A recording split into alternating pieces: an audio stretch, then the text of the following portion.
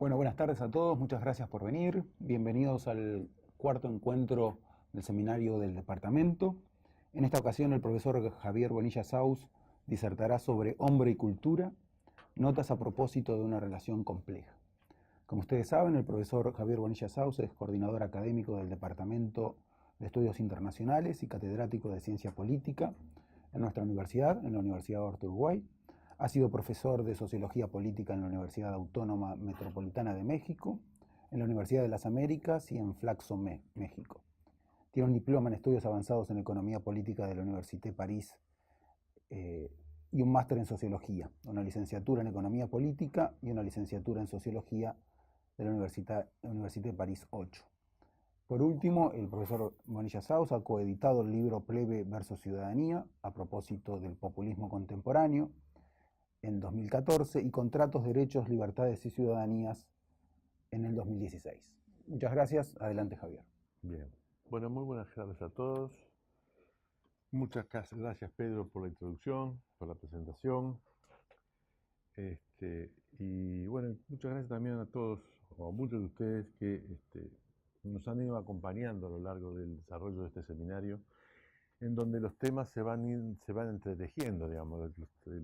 Si bien el tema no tiene un eje estricto en torno al cual giramos, sí tenemos una especie de campo común que compartimos.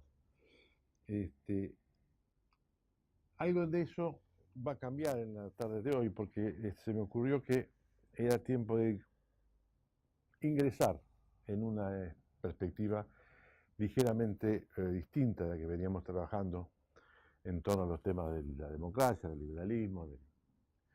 Y le pusimos este nombre que en realidad es un poco grandilocuente y quizás es una forma de camuflar que estamos en el fondo en la entrada de una problemática y que no vamos a tener más posibilidades de seguir entrando en nuevas instancias. Hombre y cultura, a propósito de una relación compleja, es un nombre, me parece un poco impresionante, ¿no? Desde luego que no vamos a abordar en absoluto nada completo acá, simplemente vamos a plantear un intento de perspectiva de algo que a mí me ha preocupado por un tiempo y creo que ha sido tratado innumerables veces, no tiene nada de novedoso, pero sí que creo que hay que traerlo arriba de la mesa, porque algo tiene que ver con las cosas que están sucediendo en el mundo contemporáneo. Hacer de esto una exposición sencilla, ojalá pudiésemos decirlo. En realidad no es tan así. Trataré de ser sencillo y a veces, a lo mejor, en ese intento sea un poco esquemático. Les pido disculpas, pero a veces el tiempo y además la viabilidad de la empresa de este seminario tienen límites que no se pueden sortear. Una breve presentación esquemática de la estructura, que son dos partes, vamos a tener una exposición en dos partes, ¿no? Y desde luego una exposición que va a abordar los temas desde una perspectiva general. La primera parte constituye esencialmente una relectura relativamente tradicional en última instancia de las históricas innovaciones que el dispositivo moderno, el dispositivo democrático liberal moderno, introdujo en su modalidad de fundación del poder político legítimo. Una especie de revisión. Y algunas de sus peculiaridades. Esta sería la primera parte para que funcione como punto de partida. Y en la segunda, que sería donde queremos empezar a recorrer caminos un poquito menos trillados por nosotros, intentaremos ingresar en la problemática que se le genera al dispositivo democrático liberal tradicional que conocemos, el sistema político moderno, cuando se pretende poner a prueba, no desde las convenciones políticas y filosóficas que lo fundaron, sino desde algo que yo he llamado cultura, en una suerte de abuso del lenguaje. En realidad, la cultura es un campo tan amplio que le vamos a llamar cultura a algo que es precisamente aquello que es distinto a lo que es estrictamente dispositivo político en el sentido más clásico. La primera cosa que me parece importante dejar claro y que hace a una mirada un poquitito distinta a la que habíamos hecho aquí hasta ahora, es la importancia que tiene o el impacto que tiene el carácter no trascendente del modelo de legitimidad política moderna que utilizamos. Es decir, aunque esto puede resultar obvio, es importante comenzar con que la legitimidad del poder político que nosotros usamos y convocamos, y además no, no me pronuncio por las voluntades de los otros, pero en los que los conocemos, compartimos, descansan sobre la idea de que esa legitimidad del poder político descansa sobre sí mismo. Tiene algo así como relativamente tautológico. ¿Qué es la legitimidad del poder político? Cuando nosotros en la Academia de Ciencia Política o en la Academia de Filosofía Política decimos la legitimidad del poder político, ¿en qué pensamos? Bueno, y pensamos en la legitimidad política del Estado, pensamos en el contrato, pensamos en la práctica de gobierno y nos quedamos con una especie de, digamos, de cúpula general que nos orienta y nos dice, bueno, esto es lo que llamamos la política moderna. Con estas abstracciones cubrimos de alguna manera, de manera rápida, la legitimidad general de todas las instituciones. Y ahí tenemos la lista, ¿no? Hobbes, Locke, Montesquieu, Tocqueville, para nombrar los cuatro con los cuales uno barre bastante bien el campo, ¿no? Pero quedan implícitas algunas cosas ahí abajo, abajo de esa sombrilla. Las políticas, hay algunas políticas públicas específicas. ¿Están directamente vinculadas con el contrato? ¿Hay una relación de deducción estricta? Me quedan las dudas. Pero más allá de esto, la regulación de las relaciones locales, por ejemplo, a nivel local o vecinal, ¿están reguladas estrictamente por el contrato? El mundo de lo doméstico y lo familiar, ¿qué relación tiene con el contrato? Creemos que entonces hay que entrar en esos campos, o bueno, pretendemos empezar a dar los primeros pasos en esos campos, y preguntarnos cuántos elementos tradicionales, consuetudinarios, que sin ser contradictorios con el contrato, que es una posición que posiblemente no estaríamos dispuestos a aceptar, pero tampoco se derivan del contrato, pertenecen como a familias que no son convergentes, tampoco divergentes, pero que no se articulan naturalmente. En otros términos, ese gran contrato social que inauguró la, la modernidad política regula esta estructura general de la legitimidad política, pero está concebido como para poder articular en todas sus dimensiones y peculiaridades la enorme multiplicidad de relaciones sociales que operan, insisto en esto, de manera notoriamente legal, pero por debajo, es decir, no directamente vinculados, o dicho de otra manera, o al abrigo de la sociedad política contractualmente regulada. Repito la pregunta. ¿Está concebido este gran contrato, que es el del cual hablamos todos, para articular en todas sus dimensiones y peculiaridades la enorme multiplicidad de relaciones sociales que operan de manera legal, aunque al abrigo, ¿no?, de la sociedad política contractualmente regulada? Y aquí es en realidad donde nuestro tema de fondo se inicia, porque es por aquí que aparece esto que llamamos la cultura. No podemos dar una respuesta clara y contundente a la pregunta anterior, se la repetí dos veces, ¿no?, por una serie de razones, que en realidad son las que nos van a ocupar gran parte de la segunda mitad de esta intervención. Vamos con un mínimo detalle a ver primero las peculiaridades del contrato y sus limitaciones, viéndolo no ya como tendremos a verlo con cierta, digamos, entusiasmo previo, con cierta convicción ya establecida de que la modernidad política es quizá no la perfección, nadie cae en eso, pero todos estamos como con el corazoncito más bien cayendo para ese lado. En vez de verlo así, veamos cómo son a lo mejor algunas de sus limitaciones, dónde es que queda corto, dónde es que se le pueden pedir otras cosas o se le pueden aparecer nuevas demandas. Y aquí es lo que me gustaría volver sobre algo que dije al pasar para desarrollarlo más extensamente aquí. La esencia de la modernidad política conquistada, propuesta por la Ilustración para simplificar y conquistada en el siglo XVIII, principio del siglo, fin del siglo XVII, con primera puntita liberal en Inglaterra y luego siglo XVIII, requiere que la estructura política que se establece sea simultáneamente independiente de cualquier ejercicio de la fuerza del Estado, de la fuerza arbitral. Es decir, el principio elemental con el cual nosotros valoramos, ¿verdad?, el contrato moderno, es porque la fuerza no está en juego. La fuerza va a aparecer después que esté hecho el contrato. El contrato va a poder ejercer la fuerza, pero no se usa la fuerza, con la excepción de Hobbes, que como sabemos es un autor fronterizo. Pero de Hobbes para acá se hace el contrato y entonces el contrato autoriza la fuerza. Pero no vamos a admitir nunca que se funda una sociedad política moderna en base al uso de la fuerza, desde el punto de vista teórico, ¿no?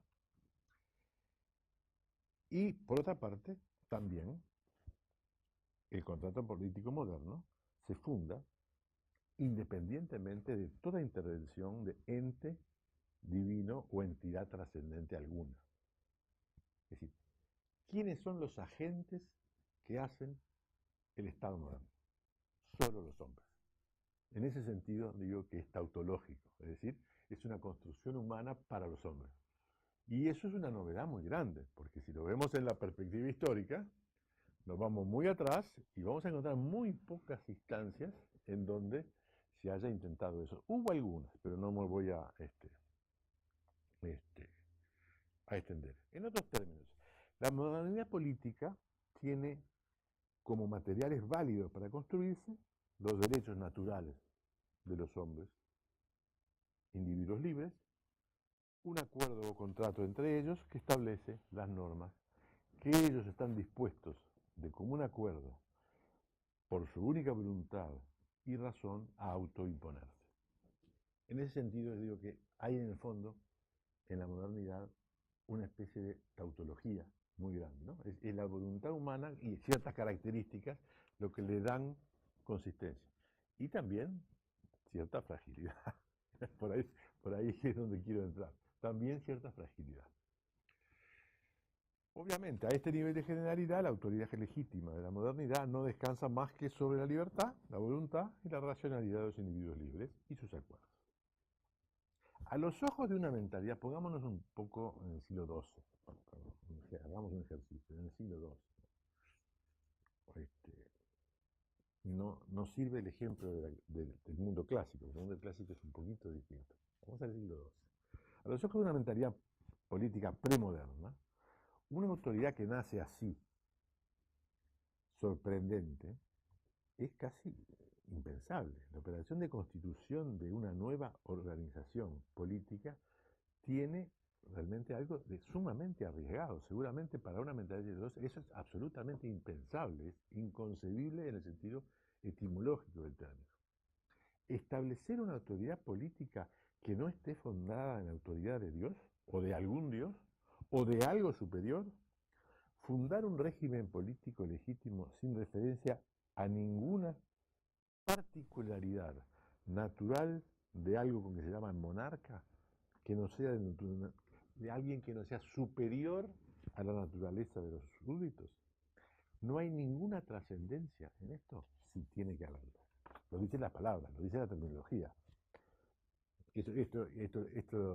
La que es brillante, Hannah Arendt, hace como una lista de los nombres. El Rey Sol, el Führer, el Gran Timonel, el Padre de los Pueblos, el Comandante.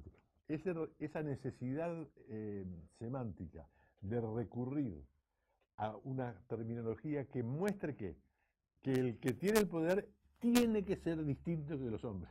Digo, hay que construir la diferencia Este,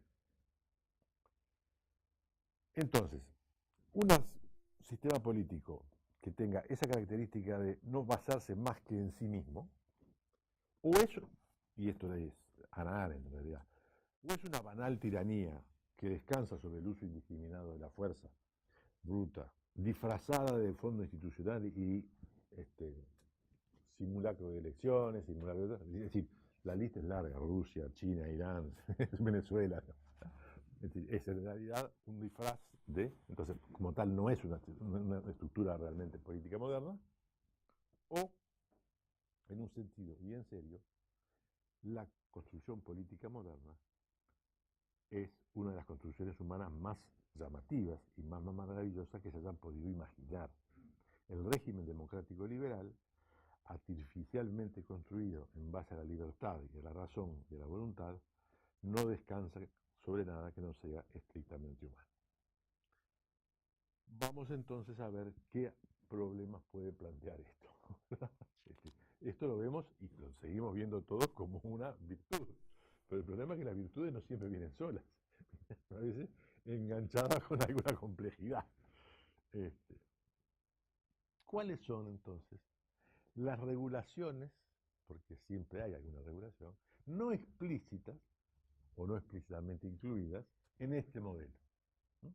¿Qué es lo que funciona calladamente detrás de esos individuos libres que contratan y que deciden y que después van a armar? ¿Qué es lo que opera? Y que opera, insisto, calladamente, porque como no embona bien en el modelo, como no se articula bien en el modelo tautológico de reafirmación de la nueva legitimidad, es como que funciona callado. Hace un momento atrás, cuando argumentaba a propósito de la genial tautología de la modernidad política, yo decía que había un montón de cosas como las políticas públicas, algunas políticas públicas, por ejemplo, digamos un segundo. La política de educación no se articula fácilmente con la política general, porque en la política de educación entran en juego elementos como el valor de la autoridad, que no es el valor de la autoridad, del poder legítimo, el valor de la autoridad. Hoy lo discutíamos en clase, que está en juego y no sabemos dónde está asentado, porque la autoridad no proviene de la legitimidad jurídica de la institución, proviene, y Cicerón es la fuente de eso, quizás de otra cosa que es previo a la institución. ¿Mm? Es más, creo que es Cicerón mismo, y lo retoma también Hannah Arendt, en realidad, pensando en el Senado romano, quien tiene autoridad es porque no tiene poder. En Roma, en la República Romana y el primer imperio, digamos, en que el imperio se desemboque, la autoridad estaba en el Senado, y el Senado no tenía fuerza. La fuerza estaba en otro lado. Entonces, esa separación de autoridad y fuerza, de alguna manera, reaparece en el sistema político moderno bajo el hecho que el sistema político funda el poder legítimo. Pero la autoridad depende en parte de eso, porque no pueden ser contradictorios. Cuidado, no estamos haciendo una contradicción esto. Pero la autoridad tiene otras funciones y otras razones y otras raíces que el poder político en sentido estricto. Otros ejemplos, bueno, ya dijimos, la regulación de las relaciones sociales vecinales, locales, familiares, la producción de elementos consuetudinarios y tradicionales. Y aquí voy de vuelta a Hannah Arendt y a Mill. De alguna manera, todas estas cosas que nuestro modelo de política moderna da un tanto livianamente como resueltas, porque están debajo de la gran cobertura que regula la legalidad del sistema, están concebidos, o yo los voy a tratar como metidos en el término cultura. Pero la cultura no se regula por ley. La podés querer regular por ley, seguramente hay un montón de gente que se dedica a eso, pero la cultura se genera eh, por la vía de la convivencia entre los hombres. De ahí que quería insistir yo en la figura del hombre como individuo creador. Obviamente que para los efectos prácticos evité ingresar en la discusión sobre qué es la cultura. Me voy a limitar a hacer una enorme esquematización, diciendo primero que seamos conscientes que introducir la cultura en una discusión, no en una discusión, en una comparación, en un enfrentamiento, en un relacionamiento entre cultura y sistema político moderno, nos desplaza del terreno que estamos acostumbrados a movernos, que es el sistema en cómo se funda la legitimidad en la democracia liberal. Nos desplaza, no nos saca, pero nos pone excéntricos. Segundo, este deslizamiento nos distorsiona mucho la temporalidad. El tiempo del sistema político moderno es el presente y el futuro, ¿no? Es el contrato y lo que viene, ¿no? El tiempo de la cultura es lo que hubo. Entonces tenemos que empezar a ocupar. Pero claro, ¿cómo pensamos modernamente lo que había antes del contrato? No tenemos herramienta teórico para eso.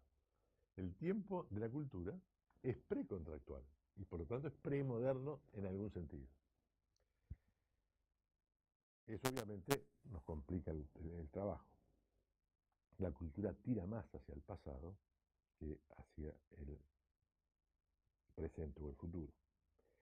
Tercero, si el relato de la política moderna, por ser de arraigante racional, es tendencialmente universalizante, es decir, cuando pensamos desde el lenguaje y desde la conceptualización de la cultura, de la política moderna, pensamos universalmente.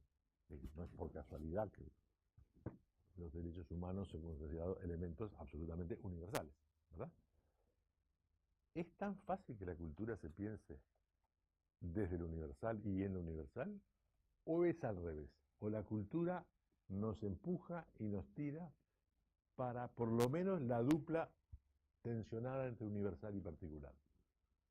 ¿Cuántas culturas universales se conocen? Sí, todos tenemos una versión kantiana de lo que debería ser una cultura universal, pero en la realidad, aterrizado, ¿dónde están las culturas universales? Es una intención hacia la que además, por cierto, se ha avanzado bastante, ¿no? Pero en términos epistemológicos, el término cultural nos reenvía a algo que no es fácilmente pensable a nivel universal. Cuarto elemento es que no hay un acuerdo sobre qué es la cultura. Y voy a dar dos dimensiones polares, dos definiciones polares, las busqué así. Primero es un poco la definición clásica, que posiblemente venga de los romanos, que es la cultura designa a las actividades humanas relacionadas con el pensamiento y la creación intelectuales en su sentido más adecuado, sofisticado, estético. Y eso nos envía al discurso de la estética. Y insisto en Roma porque tengo la impresión que Grecia tuvo una relación con su cultura mucho más espontánea, mientras que Roma, que aterriza en Grecia, descubre una civilización que la sorprende y creo que Grecia pasa a funcionar como la ortodoxia estética y cultural para Roma. Entonces, en Roma aparece la cultura culta, ¿verdad? Es decir, esta estatua es una buena estatua porque se parece a la helénica. Grecia es la referencia para Roma. Creo que los griegos no tuvieron eso. Creo que los romanos lo inician. Entonces, esa es la cultura tradicional que el siglo XVIII, perdón, el siglo XIX, XVIII también, pero el siglo XIX empujó. En la otra punta, cultura designa, por el contrario, todo aquello que pertenece o proviene de la vida y actividad cotidiana del hombre, cualesquiera fueran esas actividades. Mientras que la primera cultura se centra en la producción de cierta excepcionalidad adecuado a determinados cánones, más allá de cuáles sean ellos, esta se va a la otra punta y designa como cultura a todas aquellas producciones humanas, sociales y humanas, que tengan lugar en un lugar. Esto me parece que no vamos a profundizarlo mucho, pero si quieren ejemplos de dos culturas, de estas dos culturas, hay un momento de 100 años, diría, que conviven muy activamente las dos culturas, que es, digamos, 1850-1950. Mientras que Europa, y en parte América, pero menos, adoptaba la cultura culta, la cultura eh, con cánones estrictos de estética, y respondía además a una disciplina de la filosofía que era la estética, punto y chao. En el mismo periodo, entre 1850 y 1950, en la medida en que eso coincide con la expansión de los sistemas coloniales, se descubre la otra cultura, la cultura primitiva, la cultura de los pueblos primitivos, en donde la punta de esta flecha es un elemento cultural. Entonces, en el mismo momento, pongamos 1900, tenemos Strauss y Stravinsky generando música sofisticada y Malinowski en las Islas Tobrián descubriendo una tribu que parece que no tiene prohibición del incesto, con lo cual es la negación de la cultura total, por lo menos desde la perspectiva freudiana. Entonces, las dos culturas están funcionando en el mismo momento y contemporáneamente, y obviamente que ahí es el momento de la constitución de las disciplinas de la etnología y de la antropología. Entonces, este eh, paréntesis es para decirte que soy consciente de la enorme ambigüedad que estamos creando con el concepto de cultura, pero que en el fondo podemos tomar cualquiera de los dos, porque para lo que vamos a plantear, que no es demasiado novedoso, no hay por qué tomar posición en cuanto a a qué vamos a llamar cultura. Por eso, tanto la cultura de los habitantes de Papúa Nueva Guinea como la de Europa, terminológicamente, son culturas en el sentido en que las vamos a mencionar nosotros. A los efectos de aliviar un poco esto, ¿cómo se relacionan entonces la cultura, una o la otra, con el modelo democrático liberal?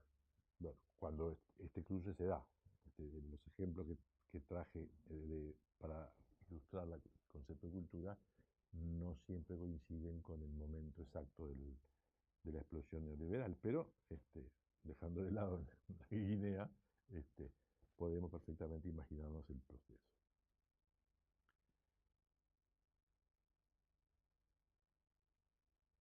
En el punto anterior ingresamos el concepto de cultura en dos versiones, para mostrar que, uno, que sea cual sea el concepto que usemos de cultura, no hay sociedad sin cultura alguna. O sea, primera cosa que tenemos que dejar de lado para una cierta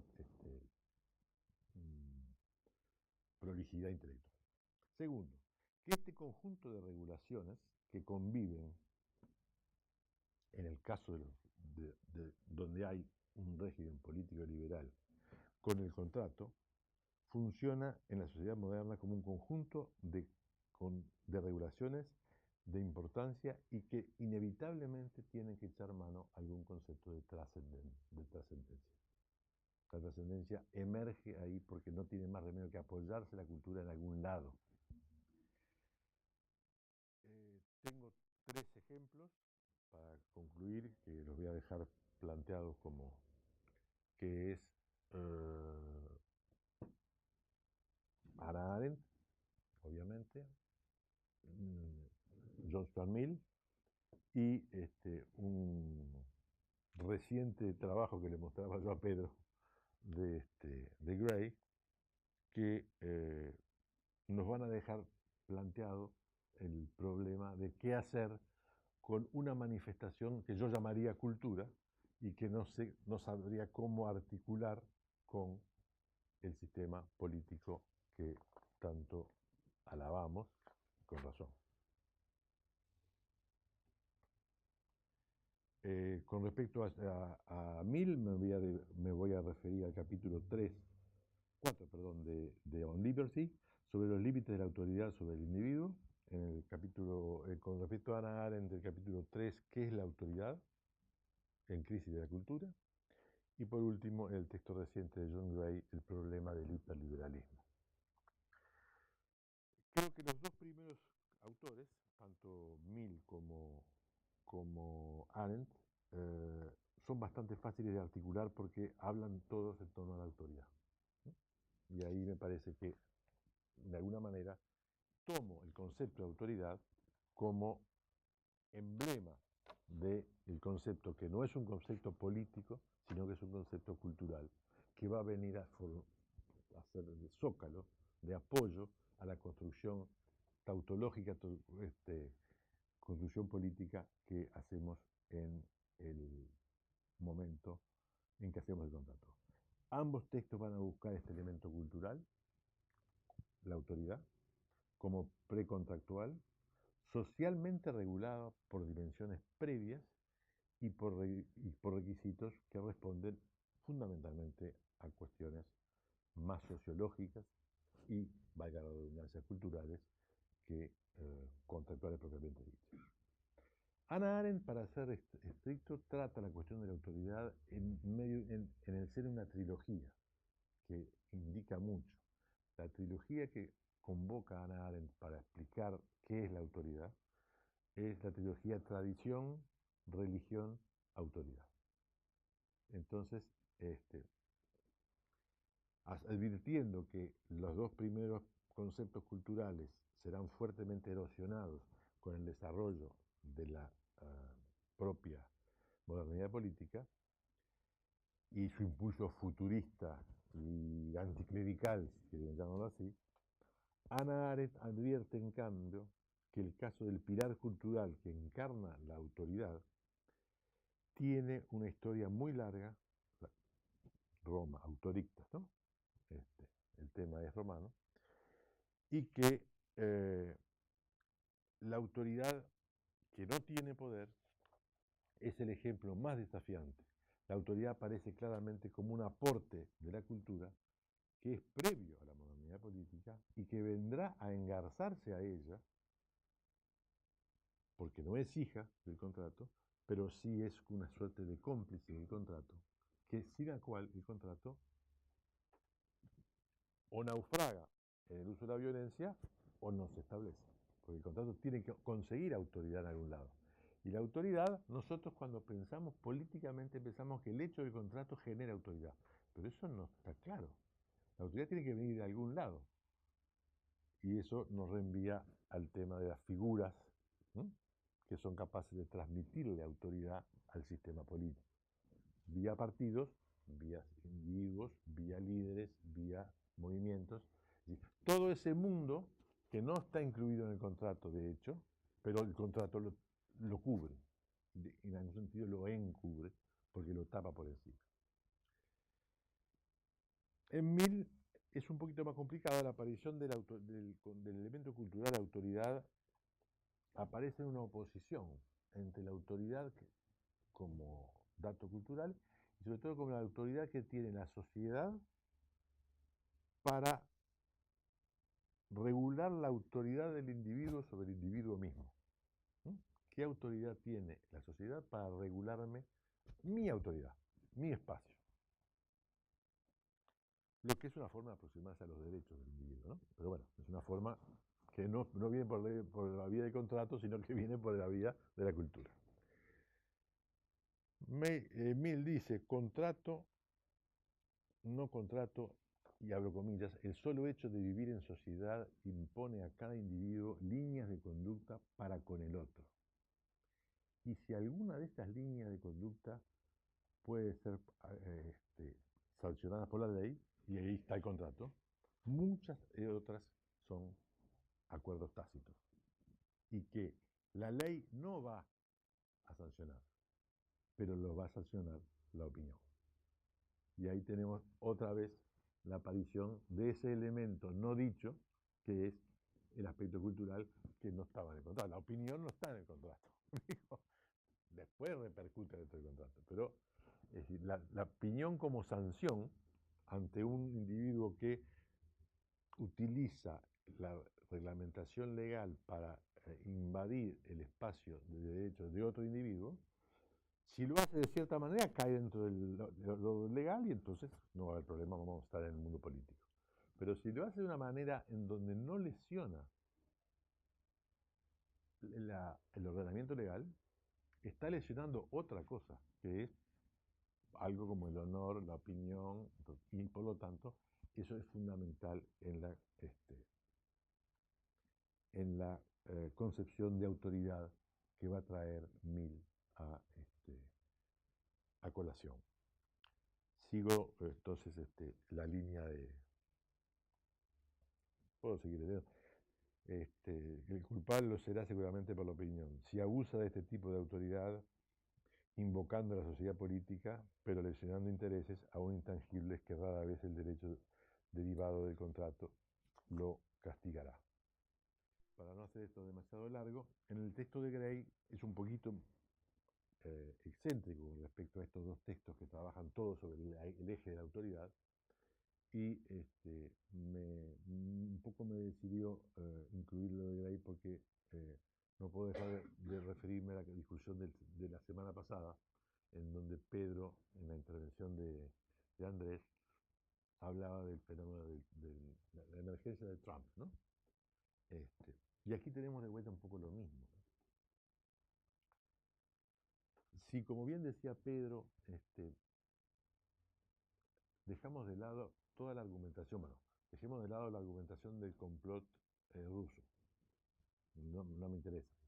Seguramente existió, no interesa. Dejemos de lado el argumento del Rust Belt, ¿no? Es decir, dejemos de lado el que hay un Estados Unidos que quedó fuera, económicamente fuera de discusión. Dejemos de lado eso.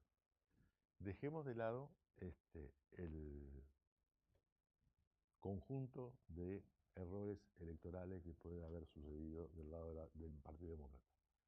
¿Cuál es la otra posible razón por la cual el triunfo y sobre qué descansa el triunfo de Trump?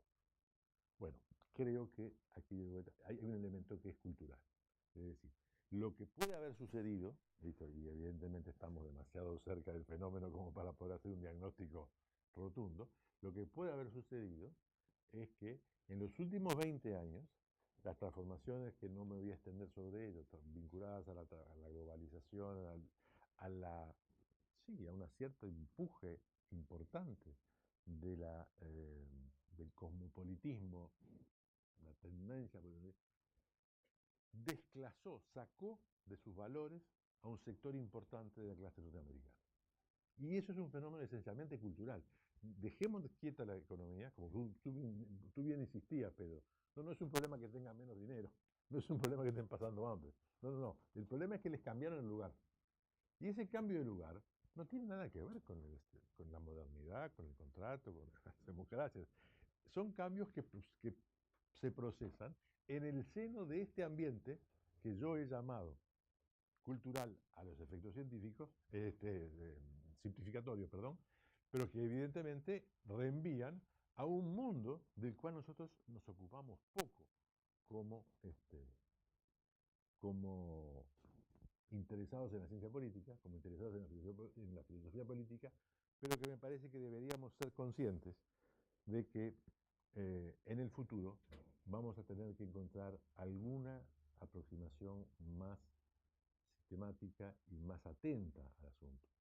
De alguna manera, caímos todos, y con esto voy a terminar, caímos todos en la trampa de Fukuyama y nos olvidamos que en realidad la historia es un poquitito más complicada, ¿no? Y que si bien todo indicaba que si uno hacía la lectura de la estructura política, efectivamente había algo que se había evaporado y esa estructura política cubría gran parte del universo, en realidad, por debajo de eso, había cosas que estaban pasando y que esas cosas eran muy importantes. Tan importante como que ahora tenemos un señor que pretende gobernar el mundo con un tuit desde atrás de un muro, por ejemplo, para decir nada más que una cosa, o tenemos lo que acaba de suceder en, que no hay lugar, uno piensa y tengo 5 lugares para decir, donde hay una novedad y ninguna de ellas es auspiciosa y ninguna de ellas nos permite ver cuánto va a seguir avanzando la democracia liberal. Más bien, cuánto demora en retroceder. Bueno, por aquí me quedo con el desafío de decirles que quizás podríamos empezar a ocuparnos, además de seguir trabajando el sistema democrático liberal, todos los entornos culturales, hay una expresión francesa, subasmo, los soportes que están abajo de la base que permite que la modernidad política opere. Porque si no arreglamos ese fundamento, los tropiezos que estamos viendo se van a poder rápidamente empezar a repetir. Y bueno, si vamos a castigar a Irán, bueno, aprontémonos porque no va a ser tan sencillo, ¿no? Bueno, muchas gracias.